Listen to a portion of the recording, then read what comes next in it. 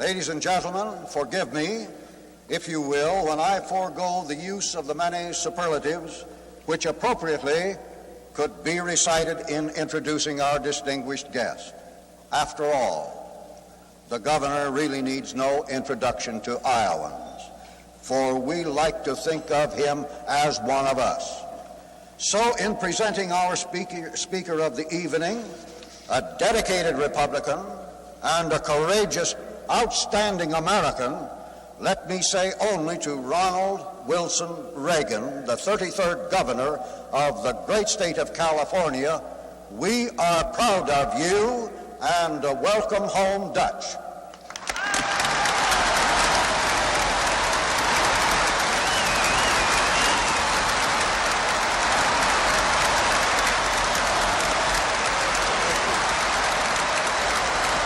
Thank you.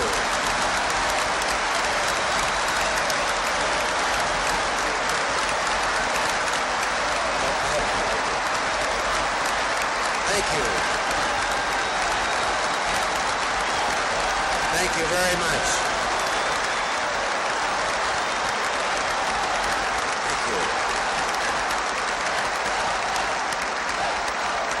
Thank you. Ladies and gentlemen, I thank you very much. And Congressman H.R. Gross, I thank you. There was such a contrast between these nice but undeserved things you said and what you said about me the night I got you off the air too soon. But I do appreciate it.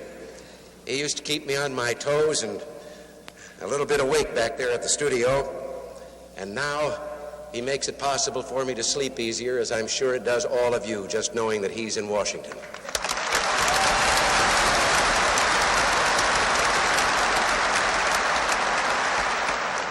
Senator Miller, other congressmen who are here, members of the state administration, Reverend clergy, and officials of your good Republican Party, and all of you, ladies and gentlemen, I wonder if you can know what a warm wave of nostalgia has engulfed me in this particular moment.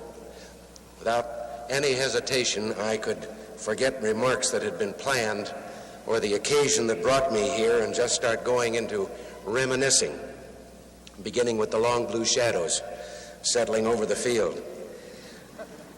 You know, you've all been so wonderful. I remember, then it's typical. I remember one day coming out of the studio after doing one of those wire report ball games, and a woman came up and took my hand in both of hers, and she said, "Oh," she said, "my children, just turn on the set to listen to everything you say." She says, "I don't know how they stand it, but they do." And I thanked her, as I thank you for being here this evening. Turning out in the numbers that you have, I know something of what it cost you to be here. And the only thing I can say by way of comfort is that if we don't win, this will be the regular price for dinner.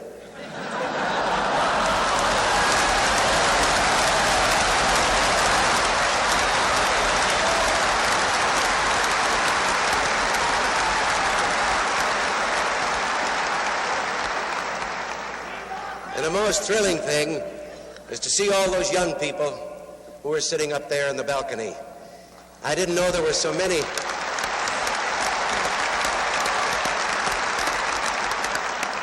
I didn't know there were so many of you paid tuition.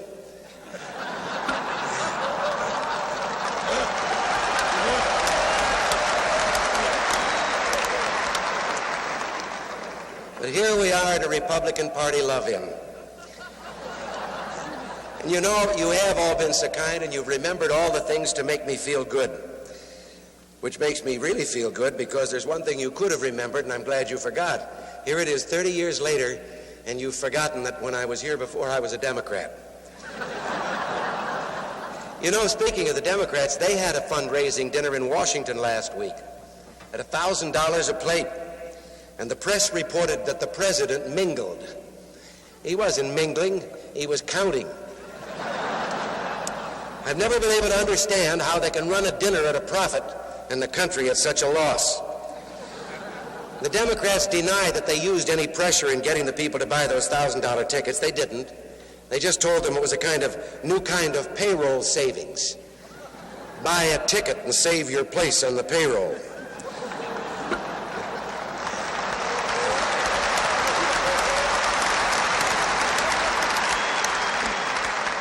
You know, there'd be one way to make sure that crime doesn't pay. Let government run it. I remember way back in 1964 when they said all the way with LBJ, and now we know what he meant.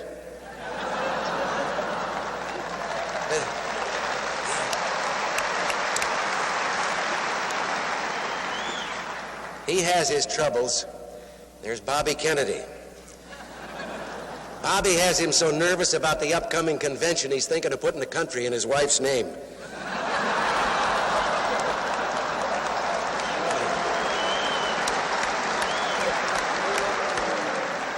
But Bobby was just trying to be helpful. He said he wanted a Johnson-Humphrey ticket, but he didn't say where to.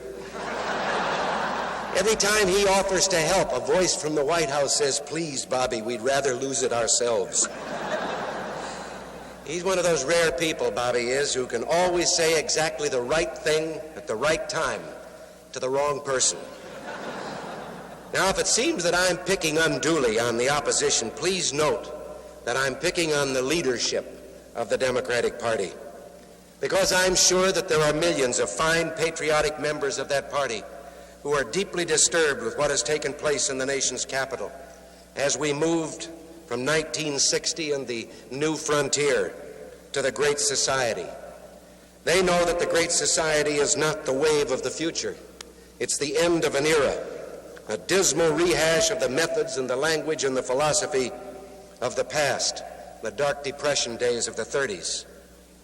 Civilian bureaus have multiplied like wire coat hangers in a closet. Federal employees have increased 2.5 times as much as the increase in population in these last 8 years. And the payroll has gone up 7.5 times as much, and government spending has gone up 8.5 times as much. The federal government spends $425 million a year just on public relations to tell us how well they're treating us and how prosperous we are. Never have so few spent so much telling us so little.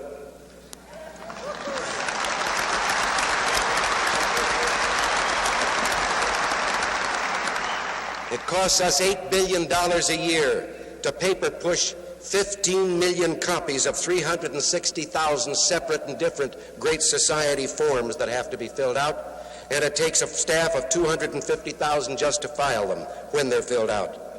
It's easy to understand the case that took place over in Joliet, Illinois. In fact, is still going on. A bachelor over there, a citizen who came to us from another country, feeling patriotic, when he died, left his fortune of about $170,000 to the federal government with the express wish that it be used to help pay off the government's debts. An Illinois probate court dutifully and routinely filed the will and granted Illinois, the state government, $27,000 inheritance tax. The federal government is fighting the case. You haven't heard the real reason. They're fighting the case, and the basis of their claim, I tell you no lie, is that the federal government is a charitable institution. And let me tell you, they've got a good case.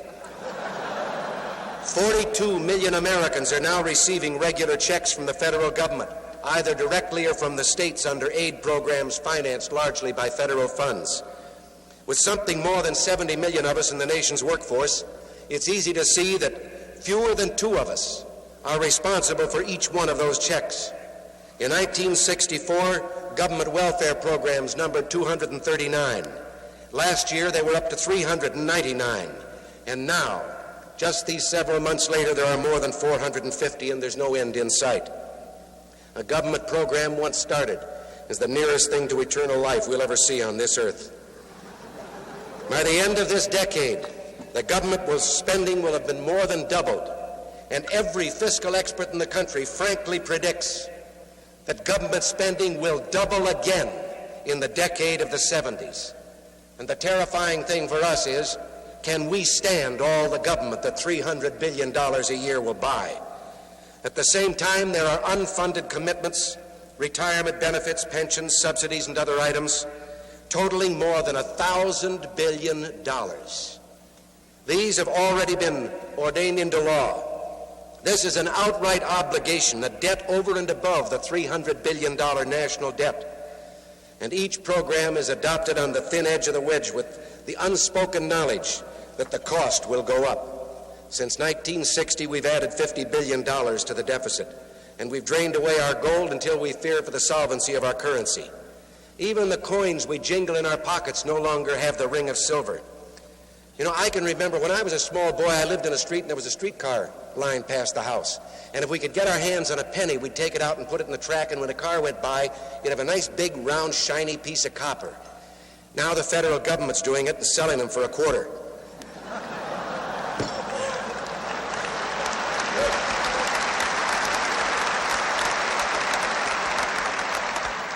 In February of 1964, the president said, "If you weaken the dollar, you weaken the whole free world's monetary system. We will defend it." And since he started defending it, the dollar has lost 7 more cents in purchasing power. Economic doctrine is shaped to fit political objectives. Deliberate and planned inflation has eroded the value of our savings and outstrips our ability to earn. We're not more prosperous. We're just handling more money. You really realize what inflation does every time they have a deficit. With a $9 billion deficit, if this had been a tax instead of deficit so that you could see it, here in the state of Iowa, it would have amounted to a 6% increase in your sales tax. That's what you lost last year.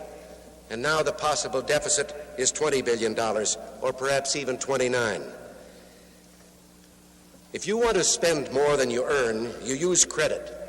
And there are many situations where this is justified. Emergency cases where we have to use credit to reestablish our former healthy state.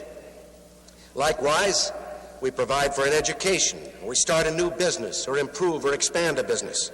Things which are based on the sound hope that future income will be higher and then just justify the use of credit. You may not use credit just to live it up and enjoy a better life than you can afford. And the rules are the same for a nation as they are for us as individuals.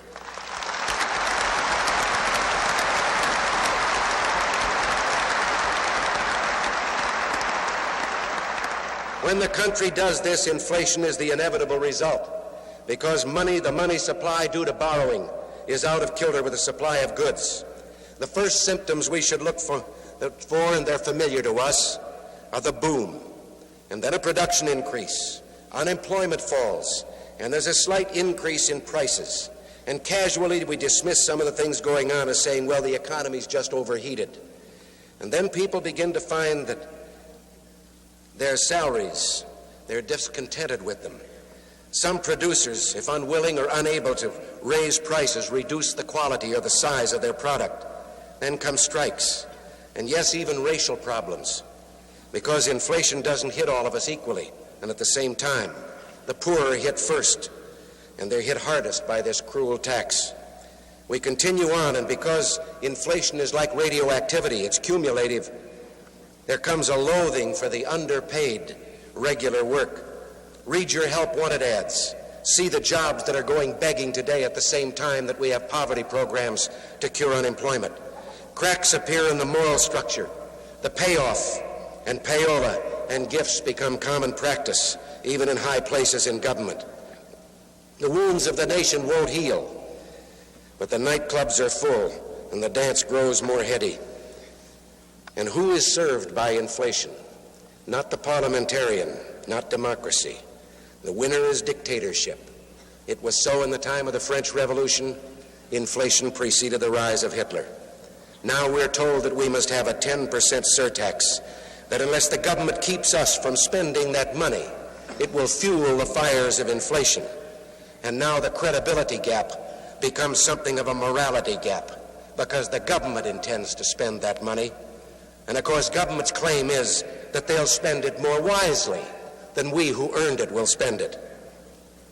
Spend it more wisely, like that grant to a university of $159,000 to teach mothers how to play with their babies, or the $3 million to build a private zoo for Kwame Nkrumah, or the $65 million we poured into a coal mine in the Middle East that hasn't poured out any coal yet. 5 individuals received $1 million each last year for not planting crops. How much spending allowance does a teenager get these days? How much do you give your son, your teenage son?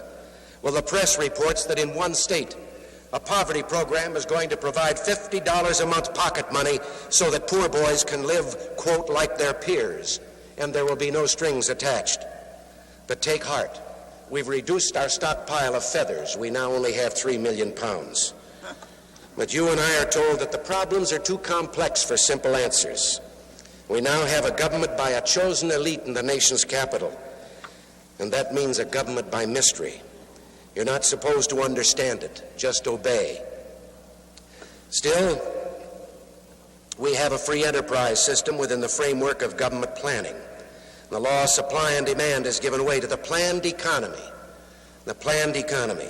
That means if they can't deliver the bacon, they won't deliver eggs at the same time. Government is a mystery, and they keep it that way. The government even has its own language, and it's incomprehensible to simple citizens like ourselves. For example, what does a city councilman or a county commissioner or even a governor do when he receives a report from the Department of Housing and Urban Development that reads, quote, action-oriented orchestration of innovation inputs generated by escalation of meaningful indigenous decision-making dialogue focusing on multi-linked problem complexes can maximize the vital thrust toward a non-alienated, viable urban infrastructure. Now, I think what that means is if you want urban renewal to succeed, you'd better have a change in management in Washington.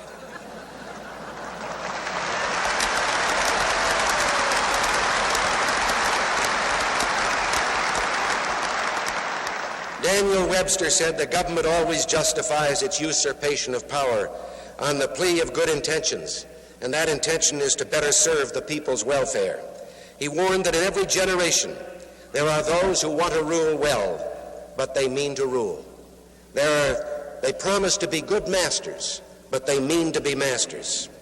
Government tends to grow, and there's always so much that can be done for the people. So easy for the dedicated public servant to see how much could be accomplished if only he had a little more authority and a little more money. Their solicitude for our welfare is touching. You know, I haven't told this for quite some time, but I came across it the other day in some of my notes.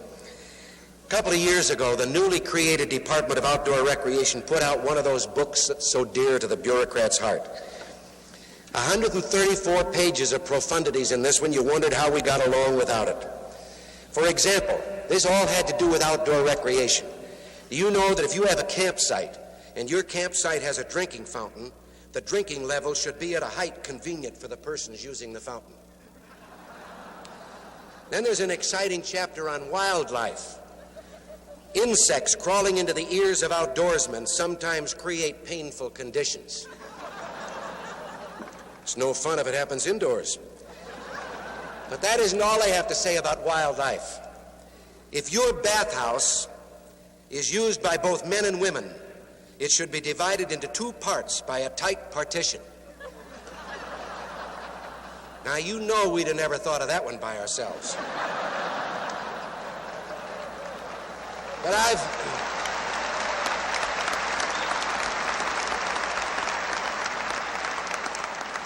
I've been protesting the growth of government for a number of years.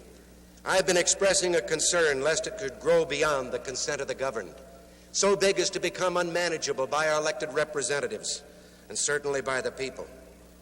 And now I'm a part of government. A funny thing happened to me on the way to Death Valley. But I'm just as frightened and just as concerned of big government as I've always been. And now I have felt at first hand the savage anger of some who resist any effort to dilute the power of government or reduce its leviathan structure. But I've learned also that it can be reduced. Last January, I took over government machinery that had been run for 8 years by those who would be little brother to big brother in Washington. For 8 years, when Washington sneezed, the Gesundheit was heard in Sacramento. Being totally inexperienced, I hadn't learned all the things you can't do. For example, I discovered that the governor has a right to veto some of those OEO poverty programs. but I didn't know that you weren't supposed or expected to do it. So I did it. One of those programs I vetoed appeared to be nothing more than a training course in picketing and demonstrating. Now, there's one thing we don't have a shortage of in California, and that's demonstrators.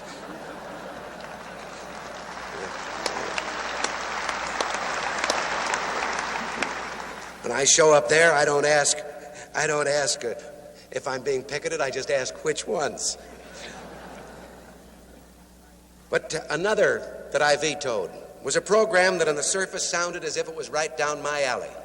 Here was a program that was going to put the hardcore unemployed who were on welfare to work, cleaning up our open park-like spaces in California. I had no quarrel with that until we looked a little closer at the program. And then we discovered that there were 17 of the hardcore unemployed who were going to be helped, and more than half of the appropriation would go for 7 administrators to take care of the 17.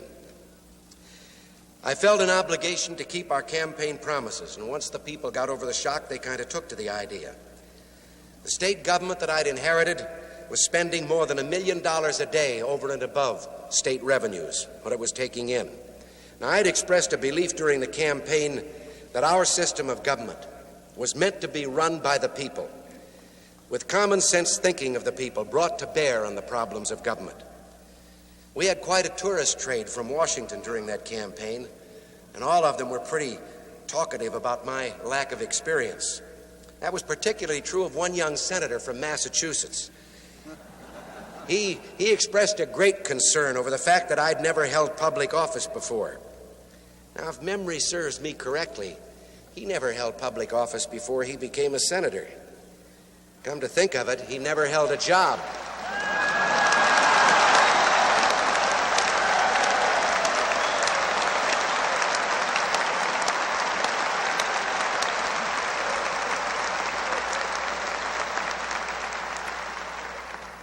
Normal everyday business practices were unknown. There was no orderly plan for buying state automobiles, for example. There was no provision on a mileage or an age basis for trading them in and buying new ones. There was no one in the state government who knew how many of them we owned. Department heads just went out on their own buying retail. We found on order everything from Buick Rivieras to Pontiacs with bucket seats. So early in January, we put a freeze on ordering of new cars. And anguished screams were heard that would curdle your blood. But in 3 months, for the first time, I think, in the history of the automobile in California, it was announced that there was then a surplus of cars in the state motor pools over and above the demand for those cars by employees. And by May, we had reduced the purchasing of state gasoline 15% a month. Now, this was partly because we also put a freeze on out-of-state travel for state employees. And in this 10 months, we have reduced the budget for that by 78%.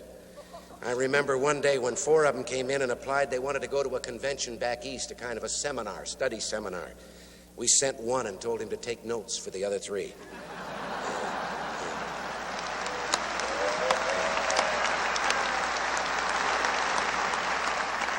For 8 years in California, the number of state employees had increased every year from 4 to 5%. In the year before we took office, 5.5%. We didn't think this was necessary, but we had to prove it. So we did another freeze. We put a freeze on hiring replacements for those employees who resigned or retired who left public service. We just didn't hire replacements. And now, 9 months later, we've not only stopped that annual 4 or 5% increase, but as of tonight, there are 2.5% fewer employees than there were last January when we took office.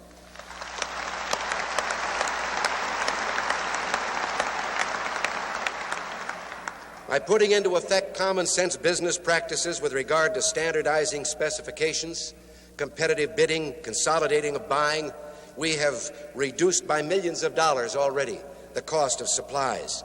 For example, we have just ordered the high-speed tires for the California Highway Patrol, and the bill is $141,000 less than it was last year, just by changing the method of buying. We found that licenses expired, state licenses, in a number of occupations, all on a given date. And this meant in the agencies and bureaus handling this, there was a feast or famine kind of workload. Half of the office space would stand idle, and then there would be a big rush of temporary employees at the end of the year to meet this change or this renewal of license. We're now staggering the licenses so that we can have an even workload throughout the year, and the licenses expire at different times throughout the year. We've applied private business standards to the floor space granted to each employee. It seems strange. There were some 200,000 employees. The state had never done this. Any business does it. They wouldn't lease space or build a building without computing in advance how many square feet of floor space is required per employee for the work they're doing. Well, we're doing that now, and we've already been able to cancel the construction of a $4 million building that was scheduled to start this summer. It won't be needed now or in the foreseeable future. We're just squeezing the people a little close together in their existing offices. We have a 14-story building that was already constructed and up, and they're working on the interior. By applying the same standards used in private enterprise to this building, we'll now put 1,051 more employees in it than had been originally planned. The 9 million square feet of office space used by state government in California by the end of the year will be reduced to 7 million square feet. Then there was another one. I went into the office. There was a stack of stationery about this high. It had another fellow's name on it. And a fella came in with one of those wheeled dollies to cart it out and burn it. And I said, well, wait a minute.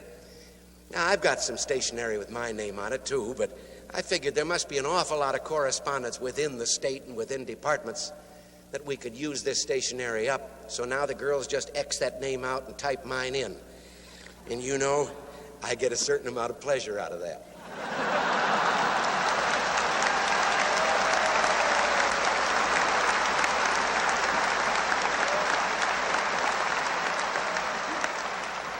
We have an annual phone bill in state government of $16.5 million.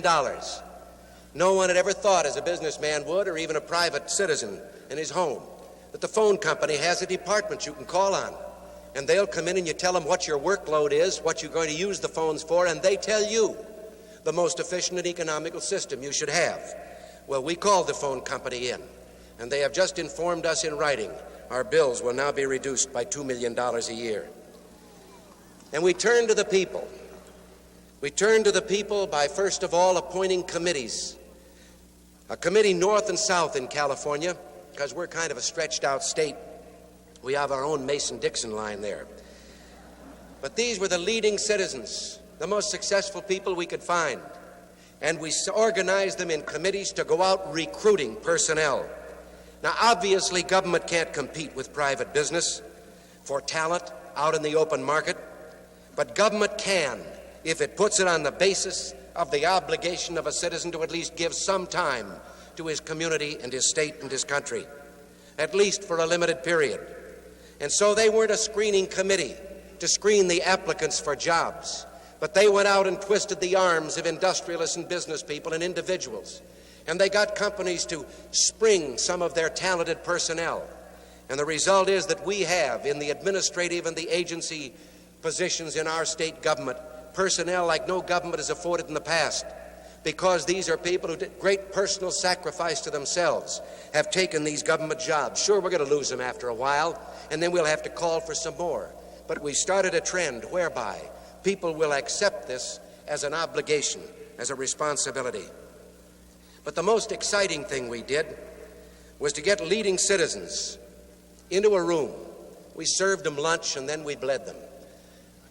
They were the top industrialists and professional people in our state. They ranged from everything in data processing to the best hotel and restaurant management in our state.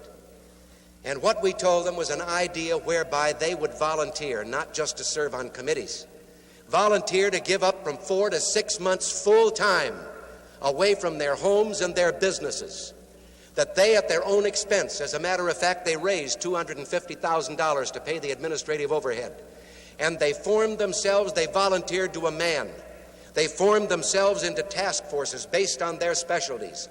And for 6 months now, they have been going into every agency and department of our state, coming back, and we're now correlating their reports, telling us how modern business practices can be put to work to make government more efficient and more economical.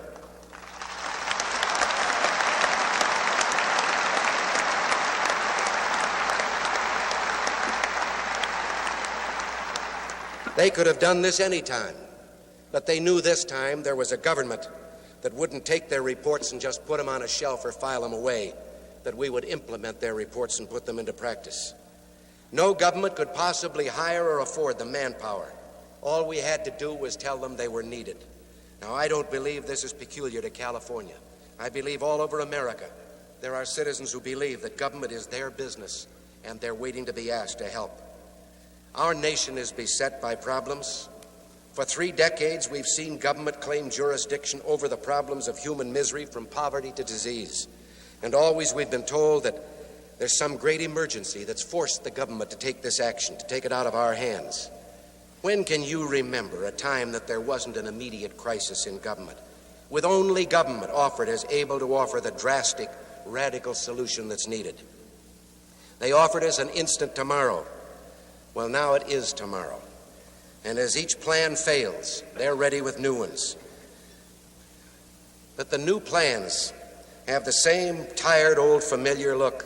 They're just more of the same thing that failed the first time they tried it, layer after layer of it. Back in the Depression, when there was so much real poverty, we felt compassion and a responsibility for lending a helping hand to those who, through no fault of their own, couldn't find work. Well, we still feel that compassion, and we're still willing to accept that responsibility. But our approach then was that we should help them to help themselves.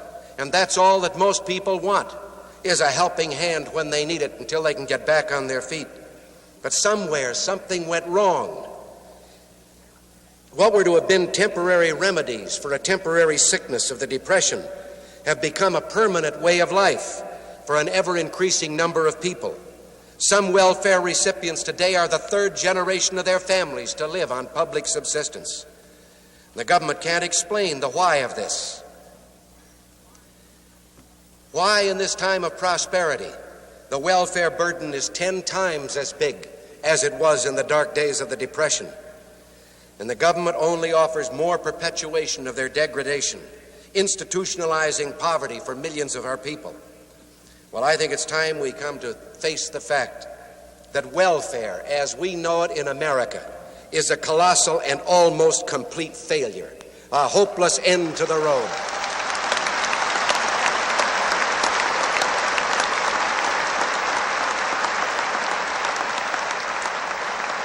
It's a hopeless end to the road instead of a helping hand up to a life of self-respect and independence.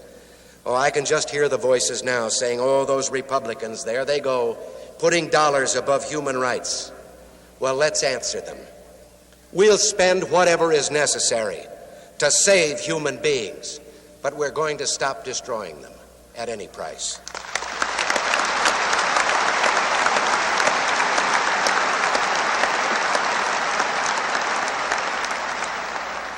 Man is a creature of the spirit, and filling his belly doesn't make up for emptying his soul of self-reliance. For 200 years in this country, we've fought the greatest war on poverty the world has ever seen, and we fought it in our free enterprise system. Now, this is no time to abandon this free system with its great potential. It's time to unshackle the genius and the ability of our people and turn to them for the answers to many of these problems. If these problems seem insoluble, that's only because we've been told over and over again they're too big to handle. Well, let me ask you, if someone came to your church or your temple and gave you the names of 2 unemployed heads of families and asked you if all of you in your church would take it upon yourselves to find some employment for them, to help this head of a family get back on his feet to take care of his family, that wouldn't seem like such a staggering job now, would it, for as many people as would be involved? Well, there are less than 2 of the hardcore unemployed heads of families for each church in the United States. Now, I'm not suggesting that religion take on this chore. I just want to put the problem in perspective. It doesn't seem quite so gigantic to warrant all that government has done in its attempt and its failure to solve it. Not too long ago in an eastern city, the driver of one of the city garbage trucks was earning $150 a week, and he was evicted from his living quarters because the landlord wanted to make another use of the building. Welfare took the case. This is not a man on welfare. This is a man on city salary of $150 a week. And several months later, they discovered that welfare had put the family up in a motel at $1,300 a month. Now, can anyone believe in a city of 200,000 people that if a broadcast appeal had been made to the people in that city saying that this man and his family couldn't find a place to live, that they wouldn't have found a choice of a number of places to live? Let's stop being our brother's keeper and start being his brother, and let him keep himself.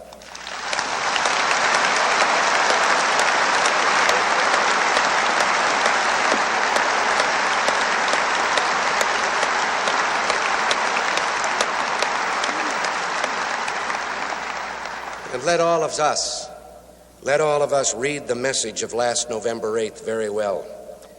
There's a wind of change blowing across our land. Millions of Americans, Democrats, Independents, and Republicans, joining hands, they voted against what's been going on. They voted against going deeper and deeper into debt as a nation. They voted against the idea that as a nation we can afford anything and everything simply because we think of it. The working men and women of this nation voted against taxing themselves to provide medical care and a standard of living for others that was often more than they could afford for their own families. They voted against the idea that government must always grow larger and more costly and powerful. And they voted against continuing an easy atmosphere of peace and prosperity while some young Americans are dying in defense of freedom. We've reached a turning point in time. It's our destiny, the destiny of our party, to raise the banner for all the people of all the parties to follow.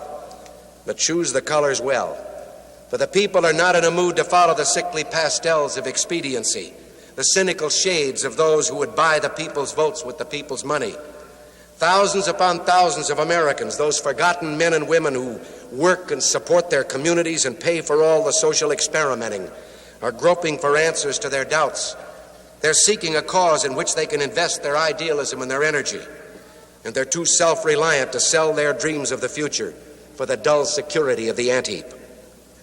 They believe in this nation as a nation under God, and that our national purpose is to provide the ultimate in individual freedom consistent with law and order. They believe that their freedom is theirs by divine right and not by the whim of government. They love peace, but not at any price. They believe that if their sons are to be asked to die for their country, it should be for a cause worth winning, and their sons should be allowed to win.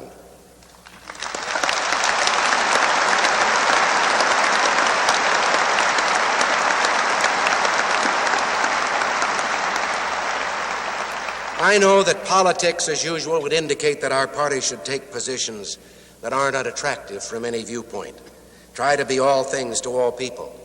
But statesmanship demands that we face reality with a faith in the people's wisdom, and there's a crying need for statesmanship today. Republicans, ours is an awesome responsibility. All that we believe with regard to individual freedom and limitation of the power of government rests with us. We have it within our power, the ability to broaden the base of our party. 1 year ago, the picture was hopeless. One party ruled this nation and one man ruled that party. The two-party system was alive only in memory or theory. And out of despair, we came together in a unity we've never known before in our party. Well, let history record that on November 8th last, we restored the two-party system. If you believe in the causes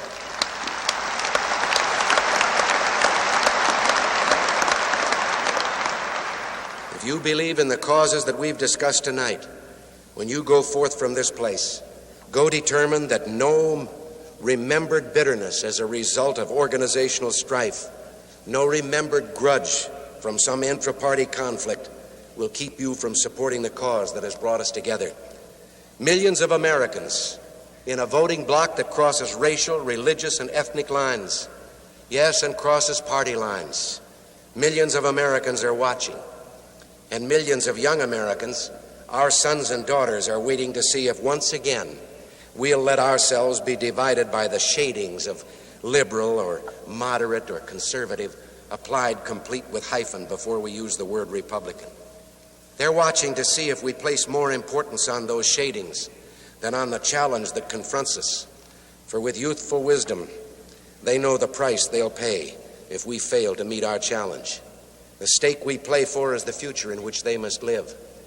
These young people who are here tonight, few of us back through the years in Republican circles can remember when there was so much interest in our party by young people. That wasn't our party image. I think that interest is because this generation, these young people, have been indoctrinated, they have been hammered throughout their lifetime with the idea of the all-important security, the level of the mediocrity that is imposed from on top in government. They're told that they should check for what is secure. Don't check how high you can rise, check when does the retirement system begin to pay off. And yet the evidence is here with these young people coming tonight, expressing their will that in spite of this indoctrination, they've had the wisdom and the intelligence to see through it and to know that they want a society where they can fly as high and as far as their own strength will take them without being penalized because of their willingness to do so.